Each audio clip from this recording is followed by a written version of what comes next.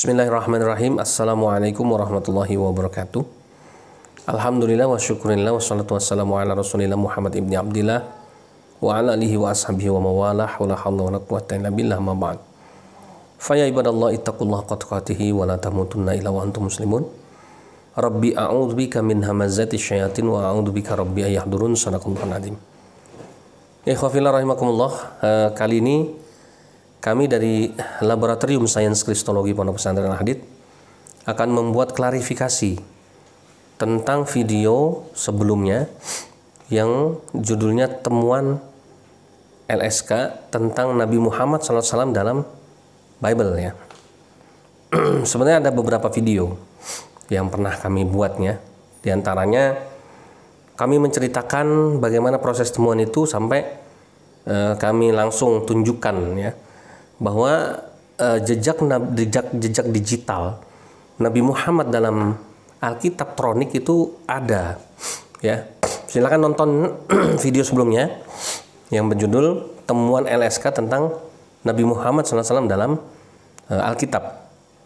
Kemudian beberapa video yang lain yaitu kami membuat video tentang seperti tadi ya, hasil temuan kami tentang Nabi Muhammad dalam Alkitab Tronik, tapi ini kami tanyakan langsung, kami konfirmasi langsung kepada beberapa pendeta ya.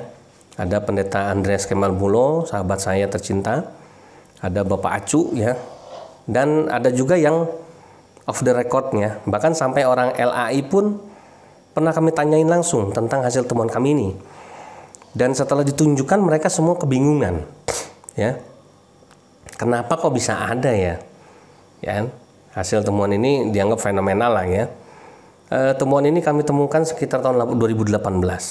Jadi antum harus mendownload dulu aplikasi Alkitab ini ya, Tronik ya, bisa dilihat di layar yang namanya YouVersion. Ya, ini YouVersion ini apa namanya online ya, Alkitab Tronik online.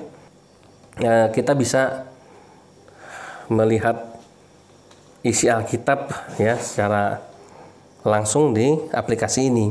Nah, waktu itu kami temukan ketika kami mencari kata Muhammad di dalam mesin pencariannya dia di sini ya. Jadi kami apa namanya ketik Muhammad gitu ya. Ya, muncul ayatnya. Ada 3 ayat waktu ya. Yang muncul ini saya screenshot yang pernah kami videokan ya. Muncul ayatnya ya, result for Muhammad ya. Jadi Bible result for Muhammad. Jadi Bible ini hasil pencarian tentang kata Muhammad ada 3 ayat, yaitu Yesaya 29 ayat 12, Yohanes 1 ayat 11, dan Ulangan 18 ayat 18. Namun, nah ini saya diberitahu oleh subscriber kami beberapa waktu yang lalu bahwa kok dia mendownload Alkitab Tronik YouVersion ini, kemudian melakukan pencarian dengan yang kami lakukan, tidak ada ayatnya. Jadi kemudian kami telusuri ya, kami buka ya, penasaran itu ya, apa iya? Nah, ketika kami coba ya, kami buka, kemudian kami buka mode pencariannya. Kami ketik nama Muhammad ya, kemudian kami klik ya pencarian terkininya. Ya, ini hasil pencariannya, tidak ditemukan hasil. Nah ini ya, ubahlah pencarian Anda dan coba lagi. Tahun 2018 sampai dengan kami nggak tahu ini mulai kapan hilang ya, tapi yang jelas saya ngecek awal tahun 2020 masih ada. Ketika kita klik Muhammad, ayatnya ada. Kata Muhammadnya memang tidak ada, tapi ada ayatnya. Dan 3 ayat tadi ya, saya buka lagi hasil screenshotnya tadi ya. Itu sangat mirip dengan ciri-ciri Nabi Muhammad, misalnya Yesaya 29 ayat 12. Dan apabila kitab itu diberikan kepada seorang yang tidak dapat membaca dengan mengatakan baiklah baca ini, dan seterusnya ya. Ini kan sangat cocok dengan Nabi Muhammad yang ummi ketika mendapatkan wahyu pertama kali. Tidak ada Yesus bisa baca, bisa nulis, pintar. Ya. Nah, ikhwafillah rahimakumullah. Namun saya pribadi tidak aneh ya. Ini tiba-tiba kemudian dihapuskan oleh mereka, oleh sistem mereka. Kenapa? Video hasil temuan kami yang pernah kami unggah itu adalah saksi bahwa sebelum ini dihapus, hasil temuan kami dihapus, ada memang jejak digital dari kata Muhammad di dalam Alkitab. Saya tidak berdebat secara teologis karena memang hasil temuan LSK itu ya, kita bicara secara IT gitu ya. Walaupun banyak tuduhan-tuduhan, itu skenario LSK itu adalah apa namanya itu ya, hacknya yang sengaja dibuat ya untuk meretas sistem. Saya bilang enggak ya, kami ini orang-orang yang buta teknologi. Saya itu baru pakai medsos itu di 2018 itu semenjak saya mendirikan LSK ini. Ya, sebelumnya saya tidak pernah pakai medsos, saya anti medsos. Saya tidak pernah pakai Facebook, saya tidak pernah pakai WA, saya tidak pernah Instagram apalagi. Saya tidak kenal YouTube, tapi semenjak 2018 itu ketika saya kemudian mendirikan LSK, kemudian kita buka channel YouTube, ya kemudian barulah saya mau melunak dengan zaman. Akhirnya saya menggunakan medsos sekarang ya. Dan buat saya hasil temuan itu spektakuler. Kenapa? Karena tanpa perlu berdebat teologis, ya, mesin pencarian ini ada jejak digital tentang Nabi Muhammad di dalam Alkitab mereka. Tapi sayang seribu sayang, ini untuk menjawab subscriber kami. Saya udah jelaskan pada subscriber kami, kalau salah Ibu Yani namanya. Beliau saya sudah fit call langsung. Saya bilang, iya Bu, mohon maaf, ternyata saya baru tahu ini sudah tidak ada di dalam moda pencarian dalam kitab elektronik ini. Mungkin ya hasil temuan kami itu bikin heboh mungkin ya. Kemudian bahkan LAI pun kami tanya, beberapa pendeta pun kami tanya tentang masalah ini. Mereka juga bingung kenapa bisa begitu. Harusnya nggak ada, menurut mereka harusnya nggak ada. Impossible ya, bullshit kalau ada Nabi Muhammad di dalam Alkitab buat mereka.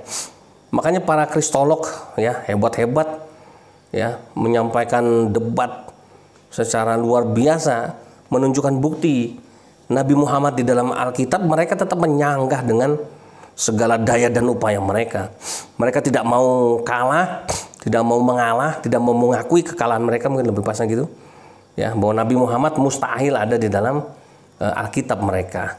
Begitu juga dengan hasil temuan LSK yang ada pada waktu itu ya, sekarang bisa hilang ya.